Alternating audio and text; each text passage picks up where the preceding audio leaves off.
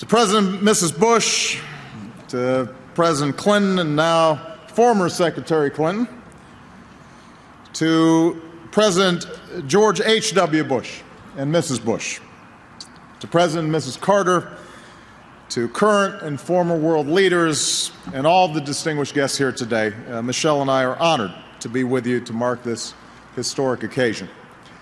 This is a Texas-sized party, and that's worthy of what we're here to do today. Honor the life and legacy of the 43rd President of the United States, George W. Bush.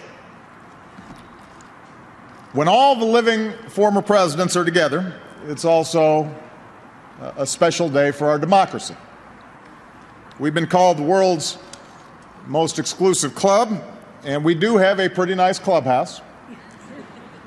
But the truth is, our club's more like a support group. The last time we all got together was just before I took office, and I needed that because, as each of these leaders will tell you, no matter how much you may think you're ready to assume the office of the presidency, it's impossible to truly understand the nature of it until it's yours, until you're sitting at that desk.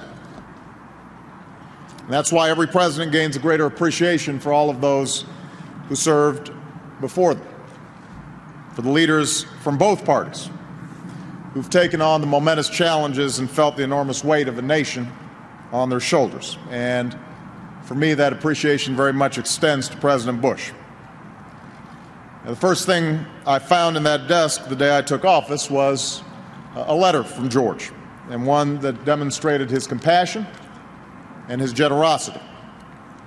For he knew that I would come to learn what he had learned, that being president above all is a humbling job. There are moments where you make mistakes. There are times where you wish you could turn back the clock. And what I know is true about President Bush, and I hope my successor will say about me, is that we love this country and we do our best. Now, in the past, President Bush has said it's impossible to pass judgment on his presidency while he's still alive, so maybe this is a little bit premature, but even now there are certain things that we know for certain. We know about the son who was raised by two strong, loving parents in Midland, famously inheriting, as he says, my daddy's eyes and my mother's mouth. The young boy who once came home after a trip to a museum and proudly presented his horrified mother with a small dinosaur tailbone he had smuggled home in his pocket. I'll bet that went over great with Barbara. We know about the young man who met the love of his life at a dinner party, ditching his plans to go to bed early and instead talking with the brilliant and charming Laura Welsh late into the night. We know about the father who raised two remarkable, caring, beautiful daughters, even after they tried to discourage him from running for president, saying, "Dad, you're not as cool as you think you are." Mr. President, I can relate. And now we see President Bush, the grandfather, just beginning to spoil his brand new granddaughter. So we know President Bush the man, and what President Clinton said is absolutely true. To know the man is to like the man, because he's comfortable in his own skin. He knows who he is. He doesn't put on any pretenses. He takes his job seriously, but he doesn't take himself too seriously. He is a good man. But we also know something about George Bush, the leader. As we walk through this library, obviously we're reminded of the incredible strength and resolve that came through that bullhorn as he stood amid the rubble and the ruins of Ground Zero, promising to deliver justice to those who had sought to destroy our way of life. We remember the compassion that he showed by leading the global fight against HIV/AIDS and malaria, helping to save millions of lives and reminding people in some of the poorest corners of the globe that America cares and that we're here to help. We remember his commitment to reaching across the aisle to unlikely allies like Ted Kennedy, because he believed that we had to reform our schools in ways that help every child learn, not just some. That we have to repair a broken immigration system, and that this progress is only possible when we do it together. 7 years ago, President Bush restarted an important conversation by speaking with the American people about our history as a nation of laws and a nation of immigrants.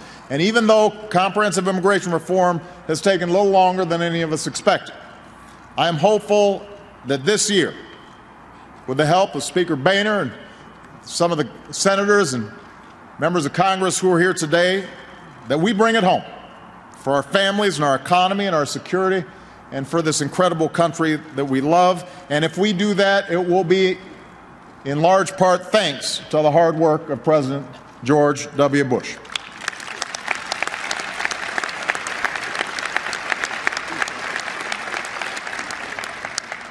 And finally, a president bears no greater decision and no more solemn burden than serving as Commander-in-Chief of the greatest military that the world has ever known. As President Bush himself has said, America must and will keep its word to the men and women who have given us so much. So even as we Americans may at times disagree on matters of foreign policy, we share a profound respect and reverence for the men and women of our military and their families, and we are united in our determination to comfort the families of the fallen and to care for those who wear the uniform of the United States.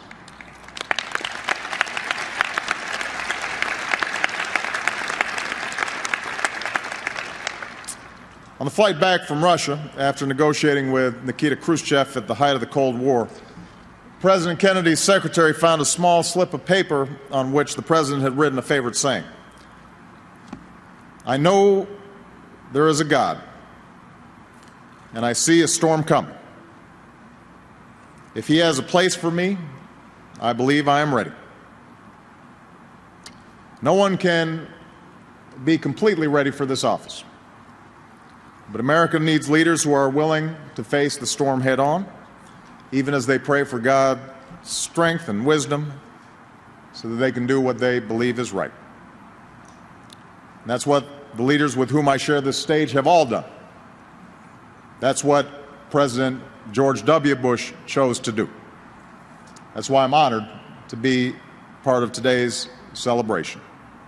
Mr. President, for your service, for your courage, for your sense of humor, and most of all for your love of country, thank you very much. From all the citizens of the United States of America, God bless you, and God bless these United States.